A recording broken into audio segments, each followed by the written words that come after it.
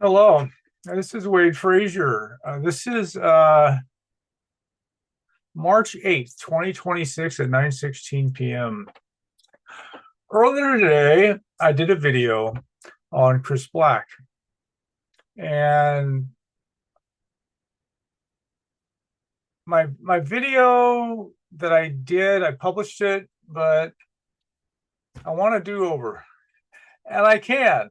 So I'm making a new video of Chris just to do a better version of it. Chris, I want to give the best presentation of Chris's life and our relationship that I can. My last one was, let's say it was the rehearsal. So without any further ado, here we go. So I've been making a bunch of oral history posts, and I they'll be interspersed with focuses on various topics and people that I encountered during my journey. And I just got done with the three video series on Ed Herman, and this one will be on Christopher Black. And the last email that I got from it introduced me to one of his circles of friends, and Chris was in it. And there were, I don't know, a dozen people or so, 15 maybe, in this circle. And when Ed did that, and this was a couple of months before Ed died, and I think that was intentional. I think that was to sort of bring together the people in one of his circles. And that email from Ed, which is the last email I ever got from Ed, that led to my relationships with Chris and Sam Husseini. And again, I never really interacted with Ed again after he gave me the green light to go fix his Wikipedia biography back in April. But he went again. Ed was dying, and so his output dropped to almost zero. He only published 3 articles that year, so he died in November. And so yeah, a couple years earlier, he was still doing one a month with Z Magazine, and it really started tailing off. In the end, at the end there, he was doing nothing. And so I was working, and my strategy was to create a bio, a publishable biography of Ed, and then I would work on his Wikipedia biography. And this is a similar strategy that I had when I did Brian O'Leary's biographies. And soon before Ed died, it was I think it was only a few days before Ed died. The person who wrote the email to, where he copied all of this in a couple months earlier, I emailed him and I asked him if he'd heard anything from Ed, like what was up, and he hadn't. And so I just said, I gotta, I'm gonna publish the draft of my biography, and I did. And I did it exactly a week before Ed died. And a couple days after Ed did die, I got an email from that person who I asked about, and he sent me the news that Ed had died. And then I informed that group. I'm not sure anybody in that group knew that Ed had died. And and uh and I already known who Chris and Sam were. And the week of Ed's death, Sam was heroically getting his obituary published in mainstream venues such as New York Times and Washington Post, which Sam has my eternal gratitude for that alone. And I knew who these guys. I knew Sam and Chris. I knew who they were. In fact, Chris goes back to in 2000. I read an article in Z Magazine that Chris had co-authored with Ed on the kangaroo court tribunal that had been set up in Yugoslavia, or to prosecute the United States' victims in Yugoslavia. And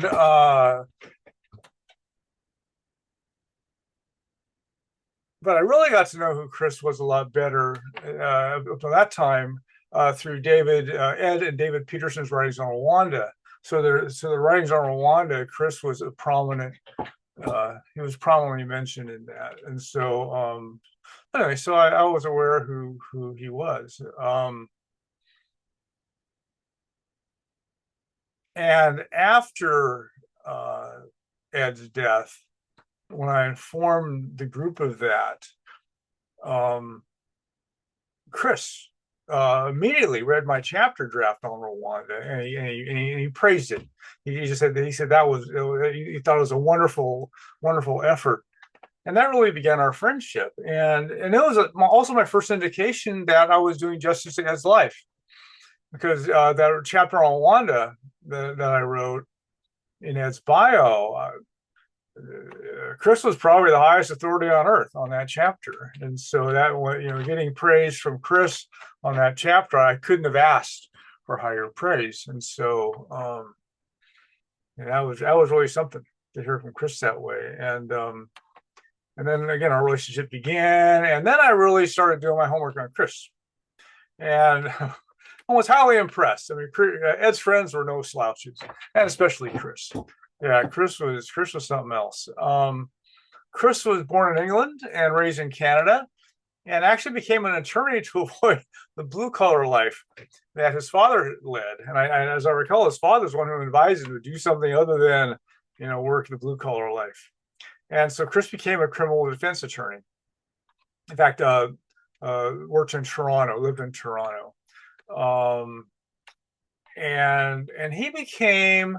And I can't speak to Chris, let's say before 1990, as far as I know he's a criminal defense attorney, but as far as his political awareness, I don't know where exactly that was. I mean, he was lefty, but apparently Chris really became radicalized with NATO's bombing of Yugoslavia. That's what really got, kind of woke Chris up, was that, and he became a communist, actually a Trotskyist, and he said that the only organization on earth that was actually protesting the NATO bombing of Yugoslavia were communists. So that's sort of anyway. So Chris became a communist through that. Chris also was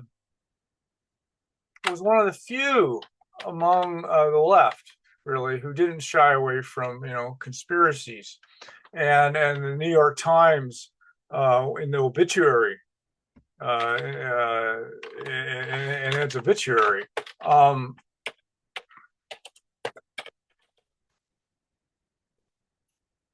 there were these errors where basically they accused Ed and Noam Chomsky of downplaying or soft pedaling evidence of genocide in Cambodia and then Bosnia and Kosovo. And the problem was that the later ones, there was how to say it, because the New York Times accused them of soft pedaling that in their manufactured consent, which was published in 1988. The only problem was those last two bloodbaths happened after the book was published. And just idiotic error by New York Times. But Chris, and that was a campaign actually to correct that error in Ed's obituary. And Chris, he informed me that he said that was no mistake, that was intentional by the New York Times. And so my guess is that Chris had seen stuff like that before, and so this wasn't new to Chris that the New York Times would do something like that. And in a recent post in my whole series of these oral history posts, I wrote about how my legal fund, when I sacrificed my life to try to bust my partner Dennis Lee out of jail, that money eventually secured the services of the leading constitutionalist attorney in the United States, and his involvement in Dennis's case is critical. It was a critical turning the tide. I mean, getting Dennis out of jail miraculously was the big event, but when we got this big gun attorney on our side, that really changed the course of the whole case. And but that guy was still in it for the money, and so he became the leading constitutionalist attorney, not because he really believed in the cause so much, which was trying to limit the powers of government, but it's because he saw it as an opportunity, an unexploited niche in the legal profession where he could make a lot of money. And so, in fact, suing government officials for violations of the civil rights of his clients. That's basically what he was in it for. And several years ago, last I looked, he lived in a $5 million mansion funded by all these settlements. Didn't get one of those for us, but that's what he was in. He was in it for the money. And I've worked with attorneys a lot in my life. And Chris is the first attorney that I encountered who he wasn't motivated by the money. That wasn't what Chris was in it for. And Chris was far more than an attorney. And so Chris was, in fact, a musician. So I know he was big. He played the guitar. He was also a poet. And I link again the accompanying Substack post. I linked to his own site, which has a lot of his poetry there. And Chris was an author. So Chris wrote. He wrote extensively. He wrote a lot of articles. He wrote books. Yeah, Chris was busy. And after Ed's death and our interaction over my writings on Rwanda, we began a very lively and friendly correspondence, which lasted until Chris' death. When I contacted Ed back in 2001, one of the first subjects that I brought up with Ed was I was getting these mailings. So I had donated money to Amnesty International, and I was getting all these mailings from Amnesty International trying to get me to sign petitions and stuff to have Milosevic, the old ex-president of Yugoslavia, to have him arrested and prosecuted at the Kangaroo Court Tribunal there at The Hague. In fact, that 2000 article in 2000 that Ed and Chris co-authored was about the Kangaroo Court at The Hague, and how it was just a totally U.S.-controlled Kangaroo Court, which made a mockery of international law. And so, I asked Ed about that, why Amnesty International was doing this. I remember being sort of confused why this organization was doing that. And Ed basically admitted that it was a scandal that Amnesty International was doing that. And Ed basically said he washed his hands of all these big international human rights organizations because they were all corrupt. Anyway, I traded had some exchange with Chris on that, and he said, well, he went through the same thing I did. So he actually donated to Amnesty International also, I'm sure before the bombing of Yugoslavia, and he just said, it's part of the learning process of discovering these deceptions coming from these so-called humanitarian organizations.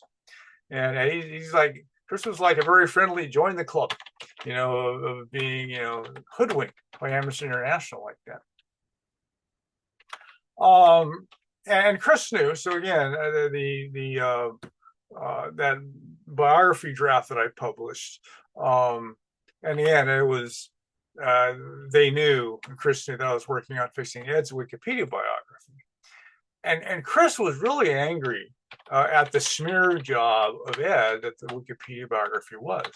And he was Ed did not have a stauncher friend than Chris. So Chris was just, he was definitely, he loved Ed, and you could tell he was just a fierce friend of Ed's.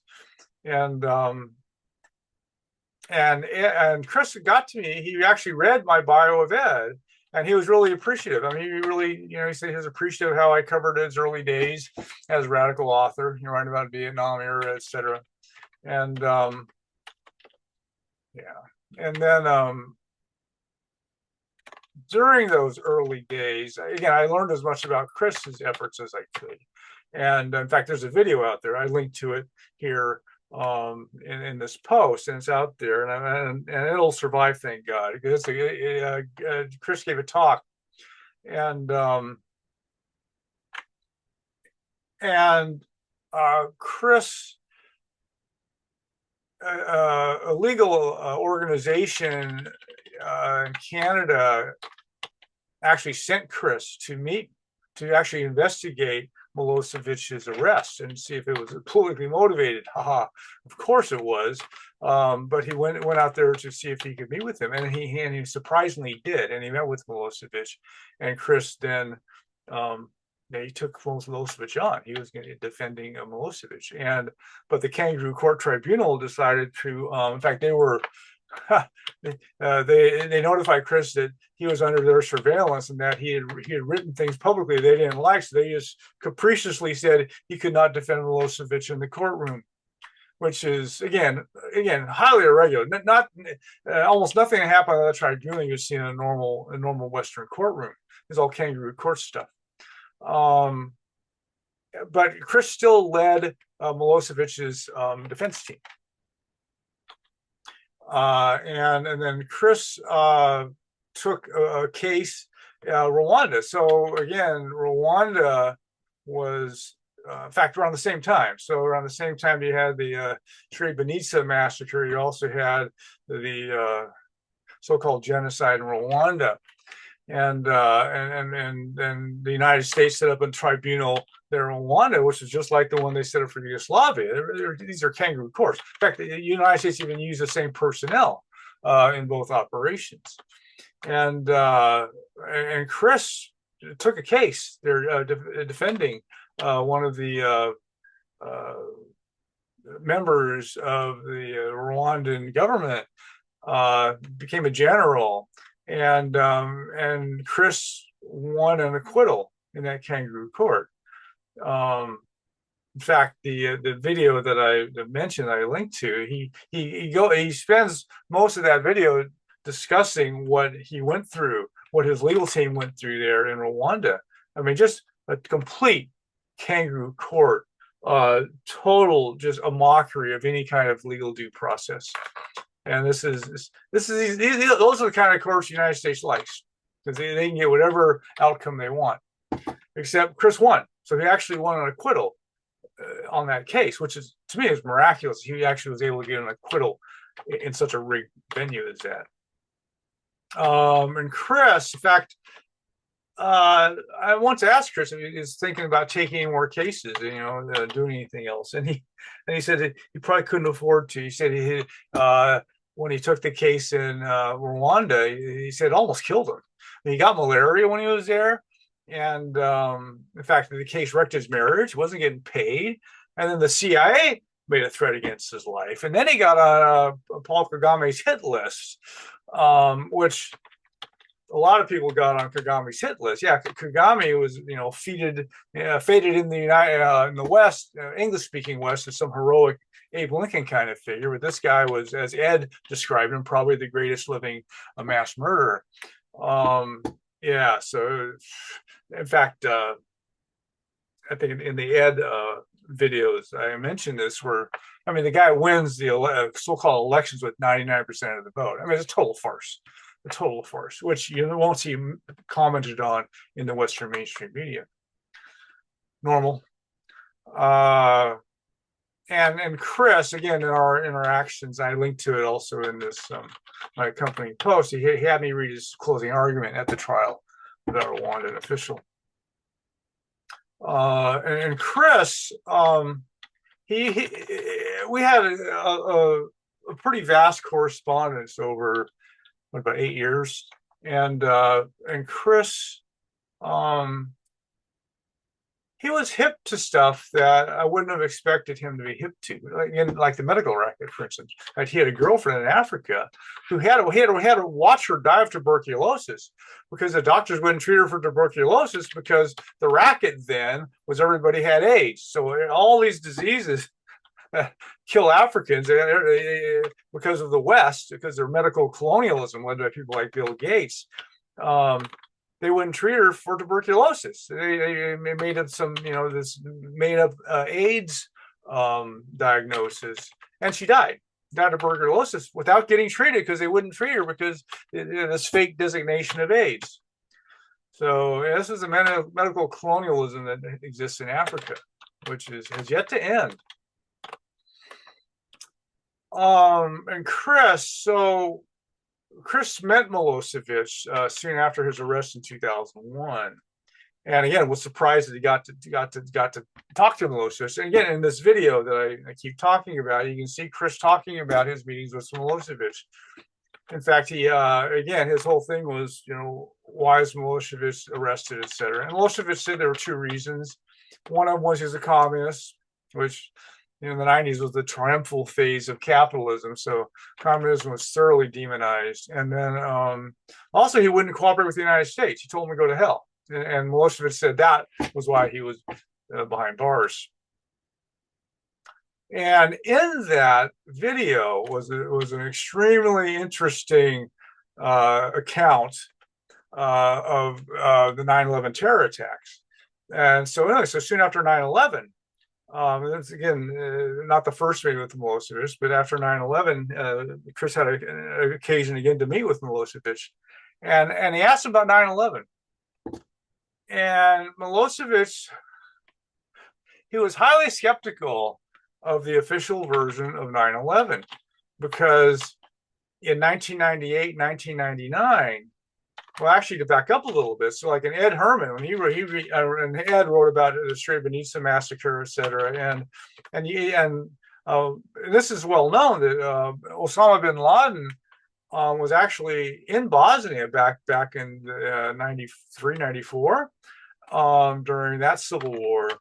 And then in 98, 99, they were in Kosovo. Milosevic's intelligence organization, they detected Osama bin Laden there in Kosovo, and he was directing the jihadists on behalf of the CIA, American military, and they're slaughtering civilians, etc. And anyway, so Milosevic actually called Bill Clinton. He called Bill, the Oval Office. He called Bill Clinton, I believe, in 1999, and he said, "You've got your man here," because bin Laden was our man in Afghanistan for years, and so yeah, he was a long-term CIA asset. And anyway, so Milosevic called Clinton, and he said, "You got Osama bin Laden's here, leading the jihadists, and they're slaughtering people. And would you please take them out of the field?" And Clinton flatly rejected Milosevic's request. And so anyway, so Milosevic said, "I'm highly skeptical that the man who was protected by the sitting president in 1999 masterminded the 9/11 terror attacks 2 years later." Yeah. So, and this is what I've learned in all these kinds of situations, these events, is that there's far more than met the eye happening. Yeah, so far more. The public is never going to be told the whole story of these kind of events, ever. That's not going to happen. This is how the power game works. And Chris, though, and one time he related to me that he was in Africa actually with 9/11. On 9/11, he was there, and he was in a hotel. And there was a hotel, and it may have been Rwanda. It might have been, I think so. But he was there at a hotel which hosted foreigners. So it was this, Western style hotel there in Rwanda that had again global clientele. And during 9/11, there was a room with a TV in it with seating for all these people. And so there was, again, they were all wrapped watching on TV what was happening on 9/11. And after I think less than an hour of watching the spectacle, World Trade Centers and Pentagon, etc. One of the people watching, and I think he was European, as I recall. But anyway, he stood up and he goes, "Inside job," and the whole room kind of chuckled and agreed. Yeah, so pretty much everybody was this was as it was happening, but they were like, "Yeah, it's an inside job," and yeah, so. And that would not surprise me one bit. Obviously, the official story is fairy tale.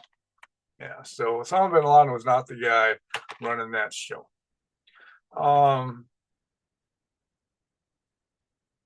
Yeah, so Milosevic died in custody, that Kangaroo Court Tribunal there at The Hague that Amnesty International was, campaigning to get him committed to. I mean, Milosevic died there. He died in their custody. And Ed and Chris had a little difference of opinion on this as far as Milosevic's death. And so Ed thought it was criminal negligence because Milosevic actually had a heart condition, which was he was dying from it, and he actually petitioned to be able to travel to a specialist to get treatment for his heart condition, and the tribunal denied it. They denied him uh, the authorization to go get treated, and he died soon thereafter that. And so Ed thought it was criminal negligence. Well, Chris thought that Milosevic had been poisoned, and Milosevic, soon before he died, he said he was being poisoned. And of course, the West laughed this off as some crazy paranoid ravings. But Chris, he got the autopsy report, and actually, Chris said there is evidence of poisoning. Yeah. So, and Chris thought that Milosevic was giving an unexpectedly strong and spirited defense, which was bamboozling the kangaroo court, similar to how Chris, prevailed there in Rwanda to get an acquittal. So Chris thinks that the kangaroo court guys, they're like, maybe we can't win this, except we will win it if we kill him. And so anyway, Chris thought that the kangaroo court tribunal there actually killed Milosevic as a way to prevail in court. And in fact, several people died in custody there at the kangaroo court tribunal. And this is, as I learned, this is the bloody part of the kangaroo courts aren't just, logic and a mockery of law and stuff. They will also kill you. And so this is part of what kangaroo court's about. And so take your life away. And so anyway, so that's what Chris thought, and I'm not going to strenuously deny that. It could well have been that's what did happen.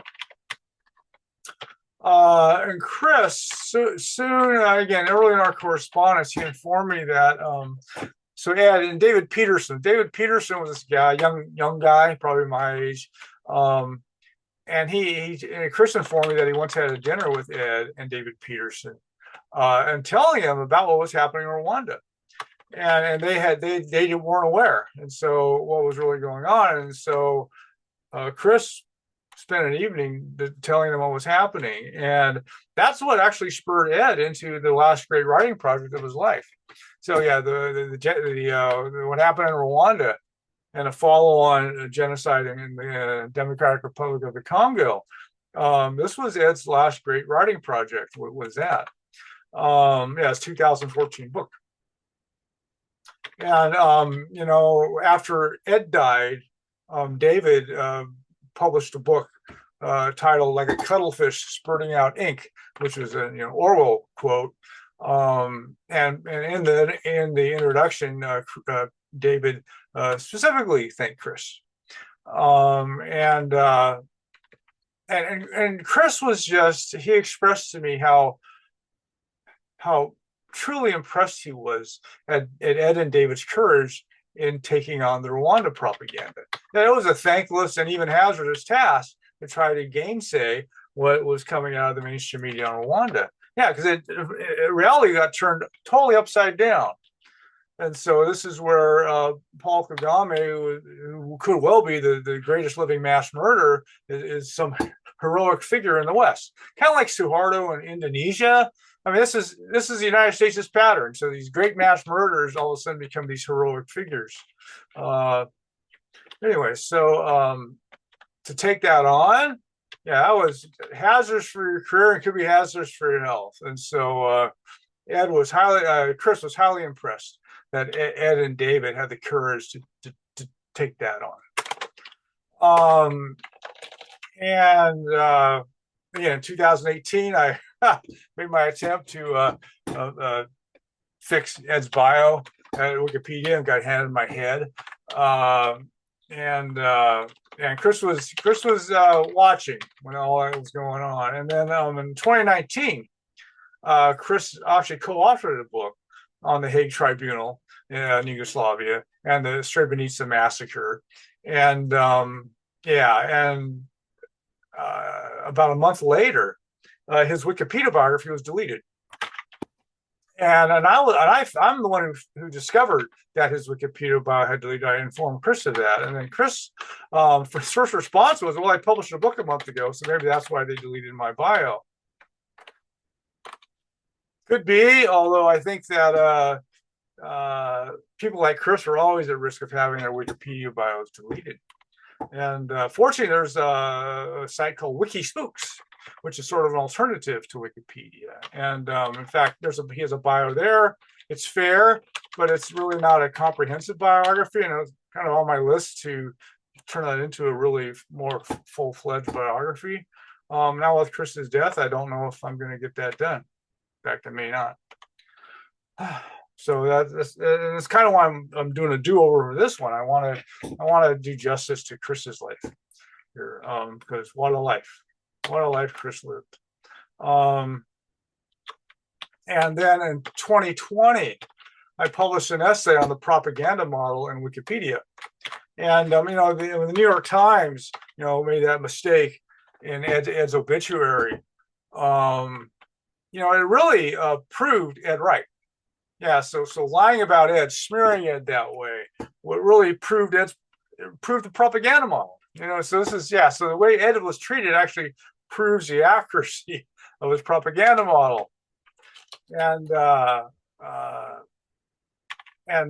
the Wikipedia biography is the same way. So it's just a big smear job of Ed. Still is. So it's a big smear job of Ed. And in 2020, I published an essay on the propaganda model in Wikipedia.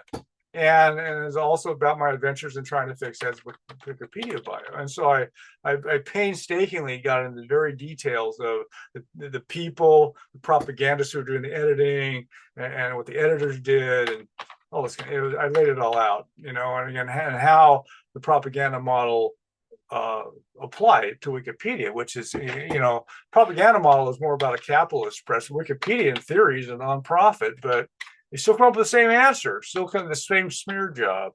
And so Wikipedia is still propaganda model richly applied to Wikipedia's efforts. Still does. And when I wrote that essay, I actually sent it along to Chris. And Chris was really, he was the only one I really heard from who was like, he loved it. He thought that essay was just wonderful, and also he was, again, thoroughly angry at how Wikipedia had smeared Ed. Chris was in his Chris. You could tell he loved Ed, and that's a thing where he had such great respect for Ed, and he was so pained to watch these smear jobs of Ed, and that Chris was raved about my work. Was again, it was the first indication I had that I was doing justice to Ed's work. But it was really important to me that Chris was such a he was so laudatory of my efforts. Yeah, that was, and again, it was just not the gratification, but it was also telling me I'm doing Ed's life justice. And in fact, the year before Chris died, he spoke at a conference in Serbia, and he returned to inform me that Ed was a revered figure among Serbian and Russian scholars. And this is it's kind of like with Noam Chomsky, the same thing. It's like Ed has more renown outside of the United States than in it, just like Noam Chomsky did. Yeah, so this is, again, how the empire works. Yeah, so its greatest critics are going to find more acceptance with the empire's victims than within the empire. And Chris and I, we would go months without communicating. Then we have a flurry of communication around, again, my essays or what happened to a deletion of his bio Wikipedia, this kind of thing. And Chris would recommend stuff for me to read. Again, you recommend stuff for me to read, I'd read it. In fact, in his last I think in the last year of his life, he actually had me read a tome, like a several hundred-page tome on the Lincoln assassination, which argued that Lincoln's Secretary of War may have been involved. And this is the thing where Chris, again, Michael Prenti said that the left has a conspiracy phobia. Chris did not have that phobia. So Chris was ready to grapple with conspiratorial issues. And anyway, he actually, like a JFK assassination. In fact, my cop friend, Gary Ween, again, it's certain that Lee Harvey Oswald did not shoot Jack Kennedy. He was part of a backfired CIA operation, which my cop friend learned from John Tower 3 weeks after the assassination. And declassified documents have always proven out Gary's story, particularly the Operation Northwoods document, which reads verbatim to the account that Gary published 10 years before Northwoods was declassified. And Chris also was on board with the idea the CIA took out JFK from his reading on the ZR rifle project. And Chris also wondered if Franklin Roosevelt died of natural causes. In fact, there's a book on that exact subject. I haven't read it, but anyway, Chris would wonder about these things. And in fact, Michael Parenti, he actually authored a study that concluded that Zachary Taylor was probably poisoned. Was it arsenic? I think it was arsenic. I think he was poisoned. In fact, he had to be poisoned more than once. He was hard to kill. And so, so was there even, did any American president really die of natural causes in office? And was there ever, in fact, the only violent death of an American president, which was considered a conspiracy, was Lincoln's, because they tried to kill the Secretary of State at the same time. So that was obviously a conspiracy, but none of the others have been. And so Chris was on board with the idea that, maybe few, if any, of those dead presidents were killed by lone nuts or even died of natural causes. So, and could be. I'm not going to argue against any of that. And for me, it's a thing where I know that Oswald didn't kill Jack Kennedy. I know that 9/11, there's far more than met the eye was happening at 9/11, but I'll never know that truth. And the full story of the JFK assassination will never come out. It's not going to happen. There are too many. We get to see bits and pieces of it. But again, my cop friend's testimony of his conversation with John Tower and then the classification of Northwoods, there's not better evidence that I know of that would establish that Oswald definitely was not the assassin of Jack Kennedy. And the year before Chris died, I wrote a brief bio on him for Substack. And I actually started his feedback because I had, for years, I had said with Chris, I said, I'd really like to do bio work on you. And so I wrote a brief bio and I started his feedback before I published it. And Chris was busy.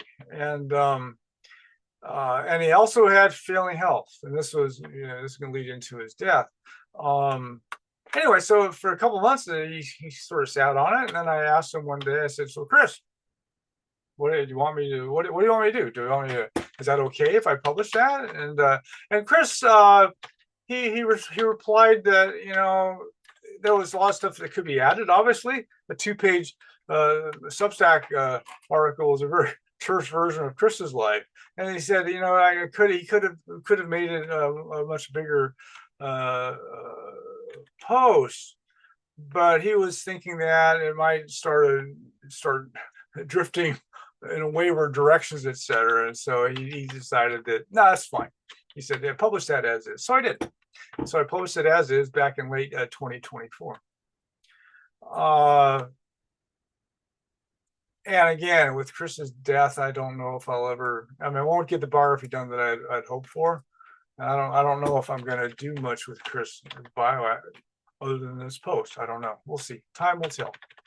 But, Chris, not long before he died, he actually had cataract surgery, and where they replaced the lenses in your eyes.